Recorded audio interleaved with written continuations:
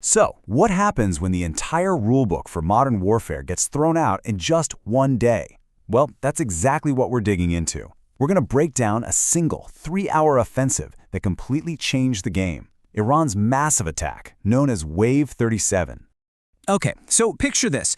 It's March 11th, 2026. For 3 straight hours, the sky is just lit up. Iran unleashes Wave 37, a storm of missiles and drones. But look, this wasn't just, firing off some rockets. No, this was a meticulously planned saturation attack. The goal, to completely overwhelm and just shatter Israeli and U.S. defenses all across the region. And this didn't just happen out of the blue. Not at all. This was the brutal climax of a 12-day-long escalation that kicked off with Operation Epic Fury by the U.S. and Israel.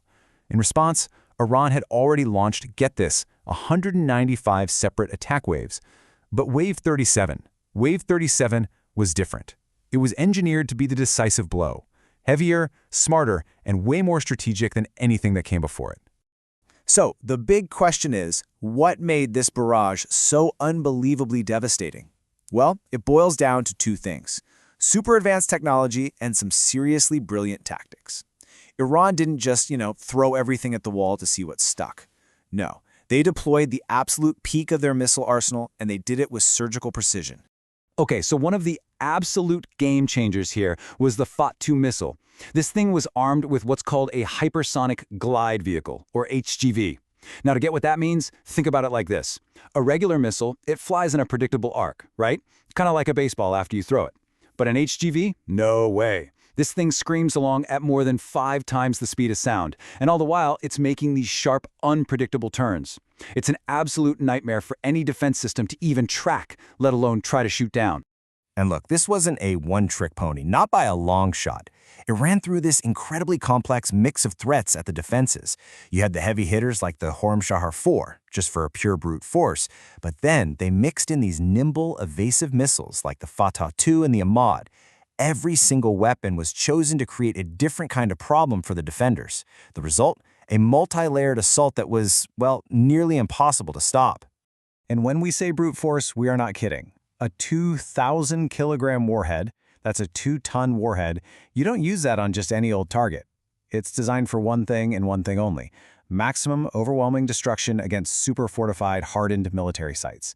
We're talking deep underground command bunkers, reinforced air bases, that kind of thing. So you've got this incredibly powerful arsenal, but it was all guided by a strategy that was just devastatingly precise. See, Iran wasn't just lobbing missiles and hoping for the best. They had a clear plan: to systematically take apart Israel's entire defense network, from the inside out. They went straight for what you could call the nervous system of the Israeli military. It's kind of like a boxer going for the head, right? Trying to disorient their opponent.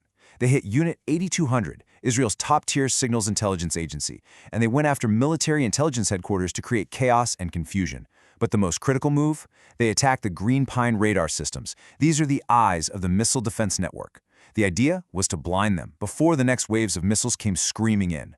Which, of course, brings us to the million-dollar question for pretty much any military on the planet right now. How in the world do you defend against an attack that is specifically, from the ground up, designed to be indefensible? Well, Israel's answer was a system called the Arrow 4. And this is where you really see this incredible high-tech duel play out. While the Fatah-2 is using its HGV to be all zigzaggy and unpredictable, the Arrow 4 is using machine learning to predict its flight path in real time. It's an interceptor built for one job: to hunt down and destroy these advanced super-maneuverable threats. It's basically creating a hypersonic shield to counter a hypersonic sword. But the fallout from Wave 37, it wasn't just contained to the skies over the Middle East. Oh no.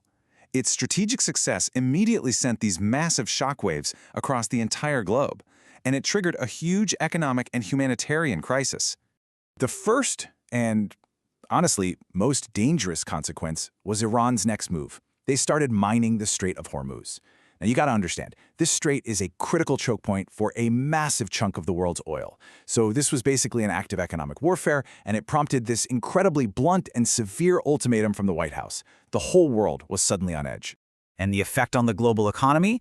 It was instantaneous and just brutal. The markets went into a full-blown panic. Analysts started projecting that oil prices would surge towards, believe it or not, an unprecedented $200 a barrel. And we're not just talking about paying more at the pump here. This is the kind of massive economic shock that can trigger a full-on global recession.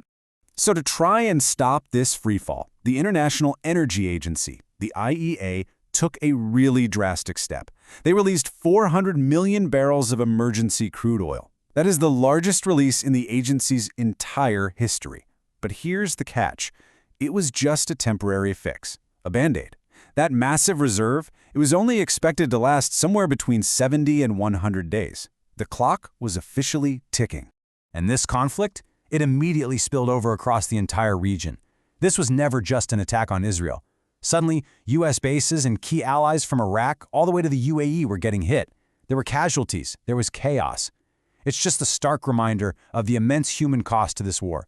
I mean, we'd already seen horrible tragedies like the strike on a school in Minabab, Iran, and you had over 3 million Israelis living without proper bomb shelters. So what started as a regional war very quickly morphed into a tense global standoff. It exposed all these new geopolitical fault lines, and, maybe more importantly, it revealed the critical role that other world powers were playing, kind of just behind the scenes. What this crisis really brought to light was this clear dual-track strategy coming from Russia and China. Publicly, in front of the cameras, they were calling for peace, for an immediate ceasefire.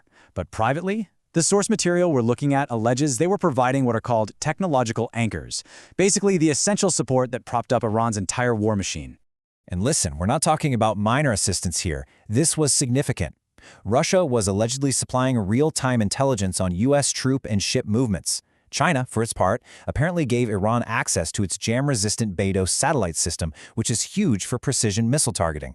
And on top of all that, you have advanced Russian hardware like Su-35 fighters and the S-400 air defense systems, which gave Iran capabilities it didn't have on its own. So, in the end, Wave 37 wasn't just another military operation. It was a terrifying demonstration of a whole new era of warfare. An era that combines hypersonic weapons, economic strangulation, and the shadowy support of global superpowers. And it leaves the entire world grappling with a chilling and really urgent question. When a regional war has global backers and hypersonic weapons, what is the final move?